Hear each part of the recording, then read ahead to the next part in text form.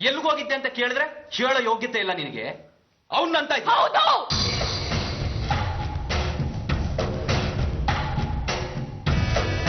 ನಾನು ಇಷ್ಟೊತ್ತವರೆಗೂ ಎಲ್ಲಿಗೆ ಹೋಗಿದ್ದೆ, ಏನ್ ಮಾಡ್ತಿದ್ದೆ ಅಂತ ನೀವು ತಿಳ್ಕೋಬೇಕಲ್ಲ.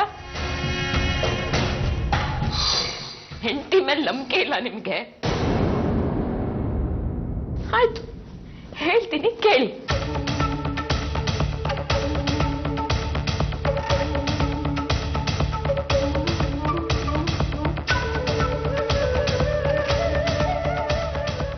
ನನ್ನ ಫ್ರೆಂಡ್ ಒಬ್ಳು ಹಾಸ್ಪಿಟಲಲ್ಲಿ ಅಡ್ಮಿಟ್ ಆಗಿದ್ದಾಳೆ. ಸಾವು ಬದುಕಿನ ಮಧ್ಯೆ ಹೋರಾಡ್ತಿದ್ದಾಳೆ.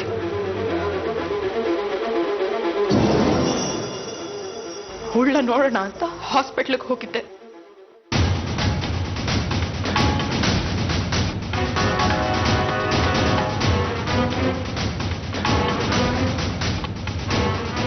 ಅವಳ ಗಂಡ ದುಬೈಯಲ್ಲಿದ್ದಾನೆ. ನನ್ನೋರು ಅಂತ ಅವಳಿಗಿಲ್ಲಿ ಯಾರೂ ಇಲ್ಲ. ಅದಕ್ಕೆ ನೋಡ್ಕೊಂಬರೋಣ ಅಂತ ಹಾಸ್ಪಿಟ್ಲಿಗೆ ಹೋಗಿದ್ದೆ.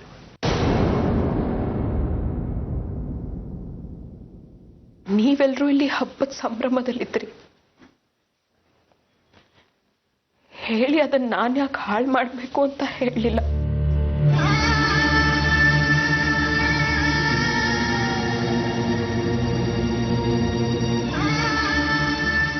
ತಪ್ಪ ನಾನು ಮಾಡಿದ್ದು? ತಪ್ಪಾಗಿದ್ರೆ ಇನ್ನೊಂದು ಹೊಡಿರಿ.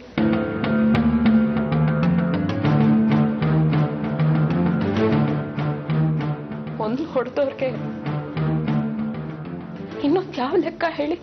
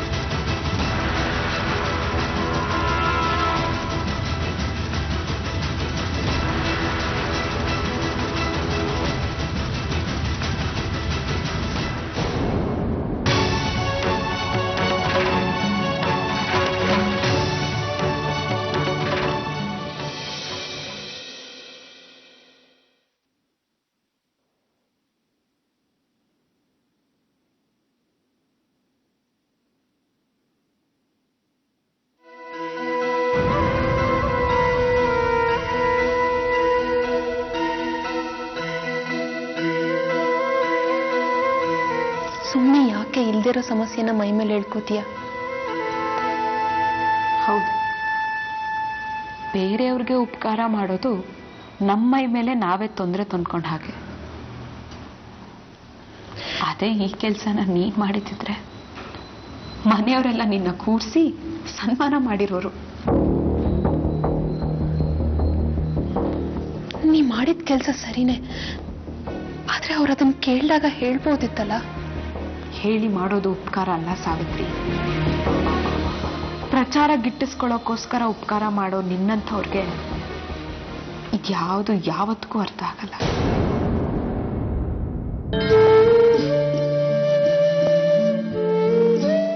ಸುಮ್ಮನೆ ನನಗೆ ಯಾಕೆ ನಿನ್ನ ಹೋಲಿಸ್ಕೋತೀಯ? ನಾ ಯಾರಿಗೂ ಉಪಕಾರ ಮಾಡಿಲ್ಲಮ್ಮ. ನನಗೆ ಉಪಕಾರ ಮಾಡಿದ್ಯಲ್ಲ, ನನ್ನ ಗಂಡ ನನ್ನ ಕೆನ್ನೆಗೆ ಹೊಡೆಯೋ ಹಾಗೆ ಮಾಡಿದೆ, ಇದು ಉಪಕಾರ ಅಲ್ವಾ? ತಪ್ಪು ತಿಳ್ಕೊಂಡಿದ್ಯಾ ಕಣೆ. ನಾನು ಹೊಡೆಸ್ಲಿಲ್ಲ. ಪ್ರತಾಪು ನಿನ್ನ ಪ್ರಶ್ನೆ ಕೇಳಿದಾಗ ನೀನು ಉತ್ತರ ಕೊಡ್ಲಿಲ್ಲ. ಬಾಯಿ ಸಾಕು.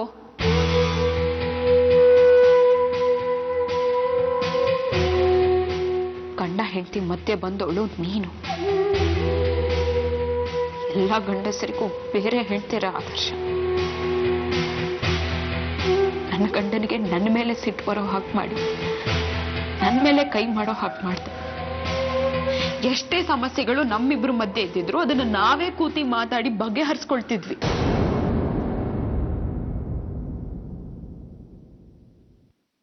ನಾನಿವತ್ತು ಒಳ್ಳೆ ಕೆಲಸನೇ ಮಾಡಿ ಬಂದಿದ್ದೀನಿ. ಇವತ್ತಲ್ಲ ನಾಳೆ ಅದು ಪ್ರತಾಪಕ್ಕೆ ಗೊತ್ತಾಗ್ತಿತ್ತು. ಆಗ ನಮ್ಮಿಬ್ಬರ ಮಧ್ಯೆ ಎಷ್ಟೇ ಮನಸ್ತಾಪಗಳು ಬಂದಿದ್ರು ಅದನ್ನ ನಾವಿಬ್ರೇ ಮಾತಾಡ್ಕೊಂಡು ಬಗೆಹರಿಸ್ಕೊಳ್ತಿದ್ವಿ. ಅದಕ್ಕೂ ಕಲ್ಲ ಹಾಕ್ದಲ್ಲಮ್ಮ ನೀನು.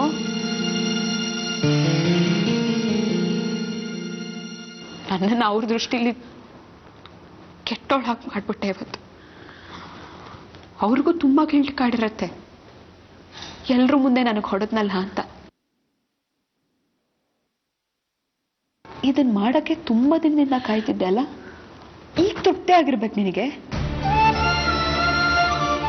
ಇಲ್ಲ ವಿನುತಾ, ಗಂಡ ಹೆಂಡತಿ ಮಧ್ಯೆ ತಂದಿಡ್ಬೇಕು ಅಂತ ನಾನು ಯಾವತ್ತೂ ಬಯಸ್ತೋಳ. ನನಗ್ ಬಯಸ್ತೀಯ?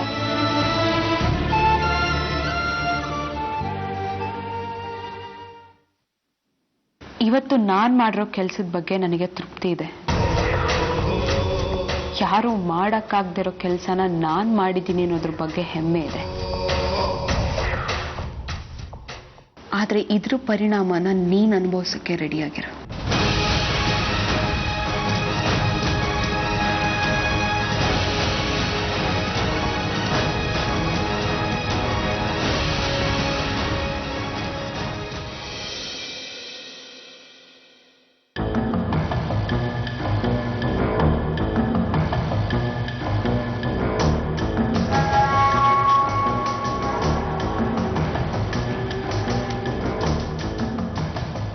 ಕಾಫಿ ಕೊಡ್ಲಾ ಅದಕ್ಕೆ?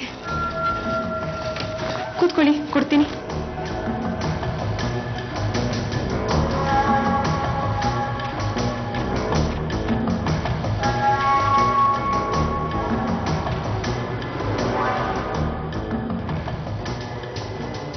ಸಕ್ಕರೆ ಸರಿ ಇದೆಯಾ ನೋಡಿ. ತಪ್ಪು ಮಾಡ್ತಾ ಇದೀಯಾ ವಿನುತಾ? ನಾನ ಇಲ್ವಲ್ಲ. ಹಾಗಿದ್ರೆ ಸತ್ಯ ಹೇಳ್ಬೋದಿತ್ತಲ್ಲ. ಏನಂತ? ಮಾವನ್ ಬಿಡ್ಸೋಕ್ ಹೋಗಿದ್ದೆ ಅಂತ ಹೇಳ್ಬೇಕಿತ್ತ? ಮೊದ್ಲೇ ಈ ಮನೇಲಿ ಅವ್ರ ಕಂಡ್ರೆ ಯಾರಿಗೂ ಆಗಲ್ಲ. ಯಾರಿಗೋ ಯಾಕೆ, ಸೋಕೋಳ್ ನಮ್ಮ ಅಕ್ಕನ್ಗಂತೂ ಆಗೋದೇ ಇಲ್ಲ. ಮಾವನ್ನ ನನ್ನ ಕೆಲ್ಸಕ್ಕೋಸ್ಕರ ಕರ್ಸ್ಕೊಂಡಿದ್ದೆ. ಅವ್ರನ್ನ ಕಾಪಾಡೋದು ನನ್ನ ಜವಾಬ್ದಾರಿ ಅಲ್ವಾ? ನಾನು ಮಾಡಿದ ತಪ್ಪ? ಆದ್ರೂ ಅಷ್ಟು ಸುಲಭವಾಗಿ ಸುಳ್ಳು ಹೇಳಿದ್ಯಲ್ಲ, ಈಗ ಹೇಳ್ತಾ ಇರೋದನ್ನ ಹೇಗ್ ನಂಬೋದು? ನೀವ್ ನಂಬಿ ಅಂತ ನಾನೇನ್ ಹೇಳಿಲ್ವಲ್ಲ. ವಿನುತಾ, ಬೇಡದೆ ಇರೋ ಗಂಡ ಅಂತರಕ್ಕೆ ಸಿಕ್ಕಾಕೋತಾ ಇದ್ಯಾ. ಇವತ್ತಲ್ಲ ನಾಳೆ ಸತ್ಯ ಗೊತ್ತಾಗೇ ಆಗುತ್ತೆ ತಾನೆ. ಇವತ್ತೇನೋ ಒಂದು ಹೇಳಿ ನಿಭಾಯಿಸಿದ್ದೀನಲ್ಲ, ನಾಳೆ ಇನ್ನೊಂದು ಹೇಳಿ ನಿಭಾಯಿಸಿದ್ರಾಯ್ತು ಬಿಡಿ.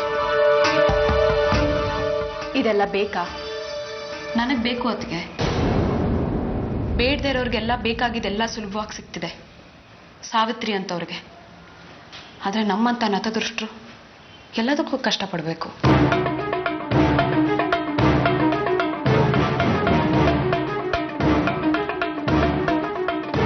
ಸಾವಿತ್ರಿ ಮೇಲೆ ಯಾಕೆ ಮಸಿತಾ ಇದೆಯಾ? ನಾನ ಇಲ್ವಲ್ಲ. ನನ್ಗ್ಯಾಕೋ ನಿನ್ ನಡವಳಿಕೆ ನೋಡಿದ್ರೆ ಭಯ ಆಗ್ತಿದೆ. ಈ ಮನೆ ಮಗಳಾಗಿ, ನೀನ್ ಅದ್ಕೆ ಆಗಿ ಒಂದ್ ಮಾತು ಹೇಳ್ತೀನಿ ವಿನುತಾ. ಈ ಮನೆಗೆ ಈಗ ತಾನೇ ಒಂದು ರೂಪ ಬಂದಿದೆ, ಒಂದ್ ಮನೆ ಅನ್ನಿಸ್ಕೊಳ್ತಾ ಇದೆ, ಸಂಬಂಧಗಳು ಬೇಸಿತಾ ಇದೆ. ದಯವಿಟ್ಟು ಅದನ್ನ ಕಾಪಾಡ್ಕೊ. ನಿಮ್ಮತ್ತೆ ಅಂದ್ರೆ ನಮ್ಮಮ್ಮ ಮಾಡಿದ ತಪ್ಪನ್ನೇ ನೀನು ಮಾಡಬೇಡ. ಗಂಡ ಹೆಂಡತಿ ಗಟ್ಟಿಯಾಗಿರ್ಬೇಕು. ಯೋಚನೆ ಮಾಡಬೇಡಿ ಅದಕ್ಕೆ. ನನ್ನ ಪ್ರತಾಪ್ ಮತ್ತೆ ಯಾರೂ ಬರಕ್ಕಾಗಲ್ಲ. ನನ್ನ ಗುರಿನೇ ಬೇರೆ. ಕಾಫಿಗೆ ಸಕ್ಕರೆ ಸರಿಯಾಗಿದೆಯಾ ನೋಡಿ.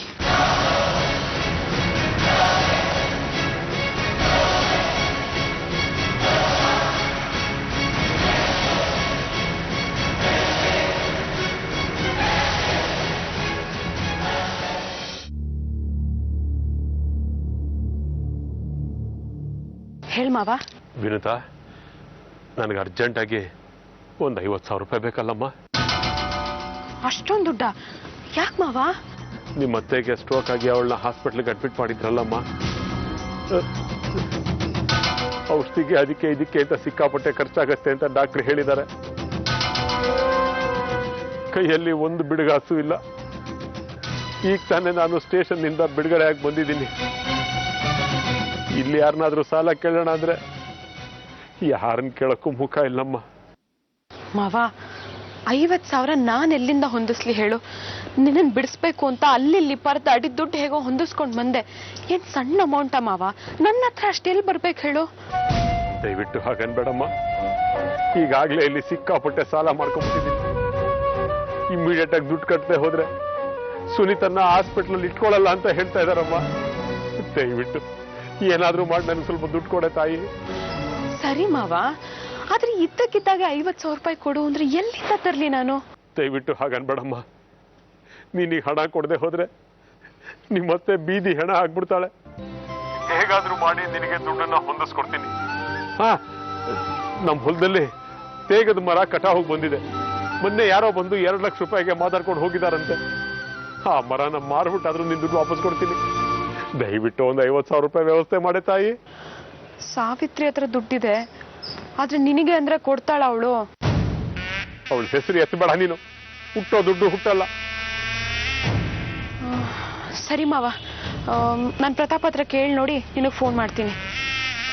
ಥ್ಯಾಂಕ್ ಯು ಮಾ, ಥ್ಯಾಂಕ್ ಯು ವೆರಿ ಮಚ್.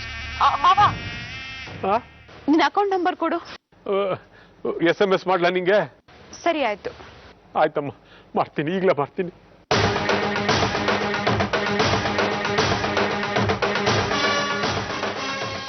हम तेरे बिन अब रह नहीं सकते, तेरे बिना क्या वजूद में है.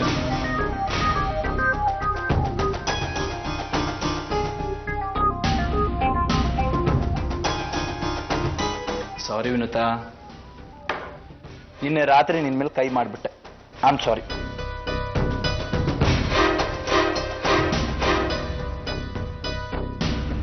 ದಡ್ಡಿ ಕಣೆ ನೀನು. ಎಲ್ಲಿಗಾರು ಹೋಗ್ತಾ ಹೇಳೋಗತ್ತಾನೆ ಇಂತಲ್ಲಿ ಹೋಗ್ತಾ ಇದ್ದೀನಿ ಅಂತ. ನೀನ್ ಫೋನ್ ಕೂಡ ರಿಸೀವ್ ಮಾಡ್ಲಿಲ್ಲ. ನಾನು ಏನ್ ತಿಳ್ಕೊಬೇಕು ಹೇಳು? ಪರವಾಗಿಲ್ಲ ಪ್ರತಾಪ್, ನಾನು ರಾತ್ರಿನೇ ಎಲ್ಲ ಮರ್ತು ಹೋದೆ. ಚಿನ್ನು ನೀನು ಎಲ್ಲ ಅರ್ಥ ಮಾಡ್ಕೊಳ್ತೀನಿ. ಇದೇನಿದು ಇಷ್ಟೊಂದು ಸೀರಿಯಸ್ ಆಗಿದ್ಯಾ? ನಾನೇನಾದ್ರೂ ಪಾಠ ಒಪ್ಪಿಸ್ತಾ ಇದ್ದೀನ? ಪ್ರತಾಪ್, ಅದು ಎಸ್, ನನಗೆ ಗೊತ್ತಾಯ್ತು. ಒತ್ತಕ್ಷರ ದೀರ್ಘ ಎಲ್ಲ ಇದೆ ಅಂದ್ರೆ ಮೇಡಮ್ ಅವ್ರದ್ದೇನೋ ಕೋರಿಕೆ ಇದೆ ಅಂತ. ಹೇಳಿ ಮೇಡಮ್. ಅದು ನನ್ಗೆ ಅರ್ಜೆಂಟಾಗಿ 50,000 ರೂಪಾಯಿ ಬೇಕಿತ್ತು. 50,000ನಾ? ಯಾಕೆ? ನನ್ನ ಫ್ರೆಂಡ್ ಹಾಸ್ಪಿಟ್ಲಿಗೆ ಅಡ್ಮಿಟ್ ಆಗಿದ್ದಾಳೆ ಅಂತ ಹೇಳಿದ್ನಲ್ಲ, ಅವ್ರ ಹಸ್ಬೆಂಡ್ ಇನ್ನೂ ಊರಿಂದ ಬಂದಿಲ್ಲ. ಸ್ವಲ್ಪ ಆಪರೇಷನ್ಗೆ ದುಡ್ಡು ಬೇಕಿತ್ತಂತೆ. ಸರಿ, ಆಗಿದ್ರೆ ನಾನು ಹಾಸ್ಪಿಟಲ್ ಬರ್ತೀನಿ. ನಿನ್ ಫ್ರೆಂಡ್ ಅನ್ನು ನೋಡಿದಾಗತ್ತೆ. ಹಾಗೆ ಅಮೌಂಟ್ ಡ್ರಾ ಮಾಡ್ಕೊಡ್ತೀನಿ. ನೀವು ಹಾಸ್ಪಿಟ್ಲಿಗೆ ಬರ್ತೀರಾ? ಯಾಕೆ ಬರ್ಬಾರ್ದಾ? ಹಾಗಲ್ಲ ಪ್ರತಾಪ್, ಹಾಗಲ್ಲ ವಿನುತಾ. ಅವ್ರಿಗೆ ಬೇರೆ ಸಂಬಂಧಿಕರು ಯಾರು ಇಲ್ಲ ಅಂತೀಯ. ಹಾಸ್ಪಿಟಲ್ ನನ್ಗೆ ಯಾರಾದ್ರೂ ಡಾಕ್ಟರ್ ಪರಿಚಯ ಇರ್ತಾರೆ, ನಾನು ಅವ್ರಿಗೆ ಇಂಟ್ರೊಡ್ಯೂಸ್ ಮಾಡ್ಕೊಡ್ತೀನಿ. ಅವ್ರಿಗೆ ಹೆಲ್ಪ್ ಆದಾಗತ್ತಲ್ವಾ? ಇಲ್ಲ, ಅವ್ರನ್ನ ನೋಡ್ಕೊಡ್ತಿರೋ ಡಾಕ್ಟ್ರು ತುಂಬಾ ಚೆನ್ನಾಗಿ ಟ್ರೀಟ್ಮೆಂಟ್ ಕೊಡ್ತಿದ್ದಾರೆ. ಅದು ಅಲ್ಲದೆ ನಿಮಗೆ ಬೇರೆ ಕೆಲಸಗಳೆಲ್ಲ ಇರುತ್ತೆ. ಅದೆಲ್ಲ ಬಿಟ್ಟು ಅಲ್ಲಿ ಬಂದು ಅಲ್ಲಿ ಲೇಟ್ ಆಗಿ ಇದೆಲ್ಲ ಯಾಕೆ ತಲೆನೋವು? ನಾನಿದ್ದೀನಲ್ಲ, ನಾನು ಹೋಗಿ ದುಡ್ಡು ಕೊಟ್ಟು ಅವಳು ನೋಡ್ಕೊಂಡು ಬರ್ತೀನಿ. ನೀವು ನಿಮ್ಮ ಕೆಲಸ ಮಾಡ್ಕೊಳ್ಳಿ. Okay, your wish. ATM card ಕೊಡ್ತೀನಿ, ಡ್ರಾ ಮಾಡ್ಕೋ. Okay, 25,000 swipe. ಬಾಯ್.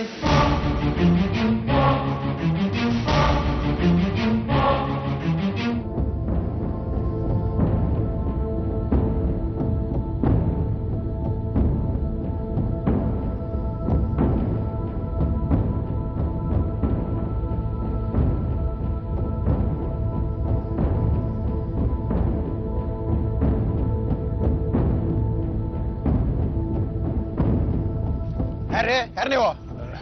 ನಮಸ್ಕಾರ. ನಮಸ್ಕಾರ, ಹೇಳಿ. ನನ್ನ ಹೆಸರು ಶ್ರೀನಿವಾಸ್ ಅಂತ. ಷಣ್ಮುಗಪ್ಪ ಅವ್ರನ್ನ ನೋಡ್ಬೇಕಾಗಿತ್ತು. ಯಾರು ನಿಮ್ಗೆ ಕಳಿಸಿದ್ದು? ನನ್ನ ಸ್ನೇಹಿತ ಭೂಪತಿ ರಂಗ ಅಂತ.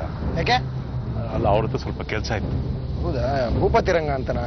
ಓಹೋ, ಇದು ಕೊಳ್ಳೇಗಾಲ, ಕಾವೇರಿ ರಸ್ತೆ, ಈರುಳ್ಳಿ ಮಂಡಿ ಅವರು. ಹೌದೌದು. ಇದೇ ಮೊದಲನೇ ಸಲ ಬರ್ತಾ ಇರೋದಾ? ಹೌದು. ಒಂದು ನಿಮಿಷ ವೇಟ್ ಮಾಡಿ, ಸ್ವಾಮೀಜಿ ಅವ್ರಿಗೆ ಹೇಳ್ಬಿಡ್ತೀನಿ.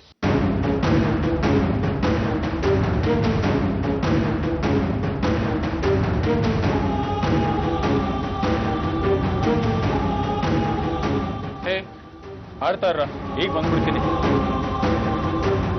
ಬಂದ ಡಾಕ್ಟ್ರಪ್ಪ.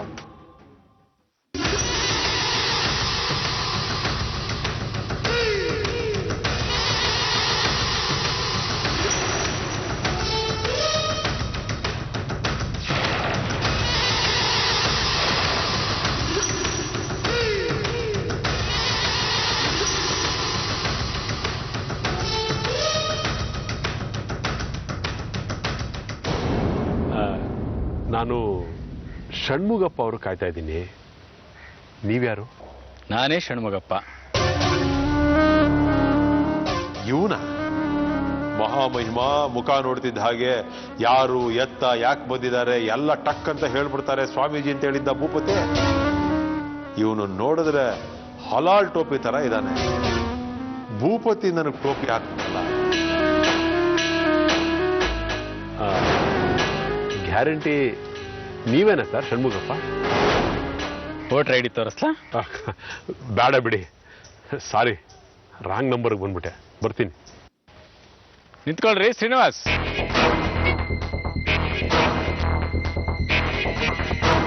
ನನ್ನ ಹೆಸರು ಹೇಗೆ ಗೊತ್ತಾಯ್ತು ಈ ಅಲ್ಲು ಡಕ್ಕಲ್ಗೆ?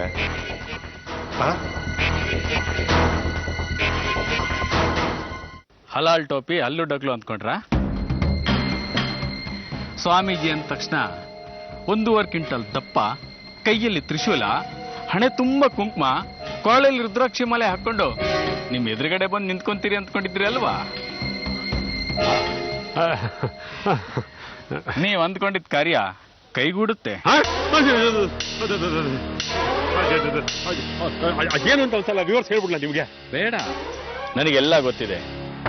ನಿನಗೆ ಅವಮಾನ ಮಾಡಿದರ ವಿರುದ್ಧ ಸೇಡನ್ನ ತೀರ್ಸ್ಕೋಬೇಕು ಅಂತ ಇಲ್ಲಿಗೆ ಬಂದಿದ್ಯಾ, ಹೌದು ತಾನೆ?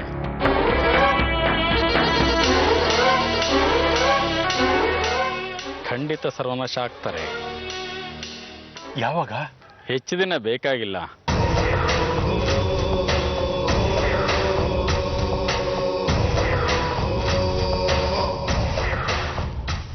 ಎರಡು ದಿನ ಸಾಕು. ಅಷ್ಟು ಬೇಕನಾ? ಪುಣ್ಯ ಮಾಡಿದವ್ರಿಗೆ ಜಾಗ ಎಲ್ಲ ಭೂಮಿ ಮೇಲೆ, ಇನ್ನು ಪಾಪ ಮಾಡಿದವ್ರಿಗಿರುತ್ತಾ? ಇದ್ರೆ ಕಳಿಸ್ಬಿಡೋಣ ಬೇಗ. ಡೋಂಟ್ ವರಿ, ಹೋಗ್ಬಾ. ಅವಳ ಹೆಸರು ಸಾವಿತ್ರಿ ಅಂತ. ಏನಾದರೂ ಆಗಿರ್ಲಿ, ಅದು ನನಗೆ ಬೇಡ.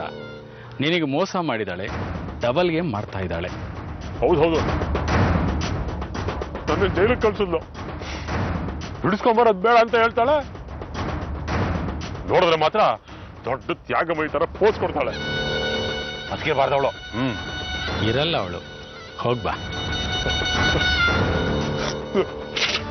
ನನಗೆ ತಡ್ಕೊಳಕ್ಕಾಗ್ತಿಲ್ಲಪ್ಪ, ತಡ್ಕೊಳಕ್ಕಾಗ್ತಿಲ್ಲ. ಅದಕ್ಕೆ ಸಂತೋಷನ. ಅಯ್ಯಪ್ಪ, ಅಯ್ಯೋ ದೇವ್ರೆ, ನೆಗೆದ್ಬಿಟ್ಟು ನೆಲ್ಲಿಕಾಯಿ ಆಗ್ತಾಳೆ ಅವಳು.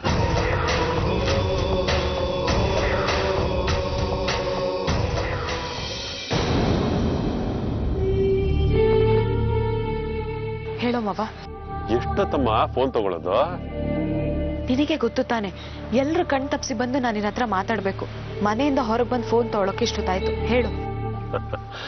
ಅದು ಸರಿ ಅನ್ನು. ಹೌದು, ಅತ್ತೆ ಆರೋಗ್ಯ ಹೇಗಿದೆ? ಹಾ, ದೇವ್ರ ದಯದಿಂದ ಈಗ ಆರಾಮಾಗಿದ್ದಾಳಮ್ಮ. ಪ್ರಾಣಕ್ಕೇನು ಭಯ ಇಲ್ಲ. ಈಗ ಎಲ್ಲಿದ್ಯಾ? ಈಗ ಸದ್ಯಕ್ಕೆ ಊರಲ್ಲಿದ್ದೀನಿ. ಇನ್ನೇನು ಹೊರಟೆ? ಎಲ್ಲಿಗೆ? ಇನ್ನೆಲ್ಲಿಗೆ? ಬೆಂಗಳೂರಿಗೆ. ಅಲ್ಲಿ ಮಾಡಬೇಕಾಗಿರೋ ಕೆಲಸ ಬೇಕಾದಷ್ಟು ಹಾಗೆ ಬಾಕಿ ಉಳ್ಕೊಂಡ್ಬಿಟ್ಟಿದೆ. ಅತ್ತೆಗೆ ಬೇರೆ ಏನೂ ತೊಂದರೆ ಇಲ್ಲ ತಾನೆ? 1-2 ದಿವಸ ಇದ್ ಬರೋದಾದ್ರೆ ಇದ್ ಬಾ ಮಾವ, ಏನು ಸಮಸ್ಯೆ ಇಲ್ಲ. ಇಲ್ಲಮ್ಮ, ಈಗ ಆರಾಮಾಗಿದ್ದಾಳ ಅವಳು. ಭೇಟಿ ಮಾಡಿದ್ದೆ ಷಣ್ಮುಗಪ್ಪನ. ಅವನು ಹೇಳ್ದ ಎಲ್ಲ ಒಳ್ಳೇದಾಗತ್ತೆ ಅಂತ. ಅತಿ ಶೀಘ್ರದಲ್ಲೇ ಒಳ್ಳೇದಾಗತ್ತಂತೆ. ಇನ್ಯಾಕೆ ತಡ ಮಾಡ್ಬೇಕು? ಹಾಗಲ್ಲ ಮಾವ, ನಾನ್ ಹೇಳಿದ ಕೆಲ್ಸನ ನೀನ್ ನಡ್ಸ್ಕೊಡ್ಬೇಕು, ಗೊತ್ತಲ್ಲ? ಗೊತ್ತಾಯ್ತು ಬಿಡಮ್ಮ. ನೀನು ಕೇಳಬೇಕು ಅನ್ಕೊಂಡಿರೋದು, ನಾನು ಮಾಡಬೇಕು ಅನ್ಕೊಂಡಿರೋದು ಎರಡು ಒಂದೇ ಅಂತ ಅನ್ನಿಸ್ತಾ ಇದೆ. ಹೇಳ್ದ ಷಣ್ಮುಗಪ್ಪ. ಯಾರ್ ಮಾವ ಅದು? ಷಣ್ಮುಗಪ್ಪ? ತುಂಬಾ ಸತ್ಯ ಕಣಮ್ಮ ಅವನು ಹೇಳಿದ್ದೇ ನಡೆಯೋದು. ಜನ ಸಿಕ್ಕಾಪಟ್ಟೆ ನಂಬ್ತಾರ ಅವನನ್ನ. ನಿನಗೂ ಒಂದ್ಸಲ ಪರಿಚಯ ಮಾಡಿಸ್ತೀನಿ ಬಿಡು. ಸರಿ ಆಯ್ತು. ಯಾವಾಗ ಸಿಗ್ತಿದ್ಯಾ? ನಿನ್ನ ಹತ್ರ ನಾನು ಮಾತಾಡ್ಬೇಕು. ನಾಳೆ ಮಧ್ಯಾಹ್ನ. ನಾನು ಸ್ಟೇಷನ್ನಲ್ಲಿದ್ದಾಗ ಒಳ್ಳೆ ಪಾಠ ಕಲ್ತಿದ್ದೀನಿ. ದೊಡ್ಡ ದಾರಿ ಹೊಳೆದಿದೆ, ನುಗ್ಗಬೇಕು ಅಷ್ಟೇ. ಅದಕ್ಕೆ ನಿನ್ನ ಒಪ್ಪಿಗೆ ಬೇಕು. ಮಾವ, ನಮಗ್ ಒಳ್ಳೇದಾಗುತ್ತೆ ಅನ್ನೋದಾದ್ರೆ ನಾನ್ಯಾಕೆ ನಿನ್ನ ತಡಿದಿ ಹೇಳು? ಆದ್ರೆ ಒಂದು, ಈ ಸರ್ತಿ ಮಾತ್ರ ನೀನ್ ಯಾವುದೇ ಕಾರಣಕ್ಕೂ ಸಿಕ್ಕಾಕೋಬಾರ್ದು. ಇಡೋ ಪ್ರತಿಯೊಂದು ಹೆಜ್ಜೆನೂ ಹುಷಾರಾಗಿಡ್ಬೇಕು. ಆಯ್ತಾಯ್ತು, ನೀನ್ ಸಿಗೋ ಎಲ್ಲ ಹೇಳ್ಬಿಡ್ತೀನಿ. ಎಲ್ಲಿ ಸಿಗೋದು? ಕತ್ರಗುಪ್ಪೆ ಜನತಾ ಬಜಾರ್ ಹತ್ರ ಸಿಗ್ತೀನಿ. ಆಯ್ತಾಯ್ತು, ನಾ 8:00ವರೆಗೂ ಬಸ್ಸಲ್ಲಿ ಬರ್ತೀನಿ. ಅಲ್ಲಿ ಬಸ್ ಇಳಿದು ಒಂದು ಆಟಲ್ಲಿ ಕೂತ್ಕೊಂಡು ಸೀದಾ ಜನತಾ ಬಜಾರ್ ಹತ್ರ ಬಂದು ನಿನಗೋಸ್ಕರ ಕಾಯ್ತಾ ಇರ್ತೀನಿ. ಬೇಗ ಬಾ. ಸರಿ.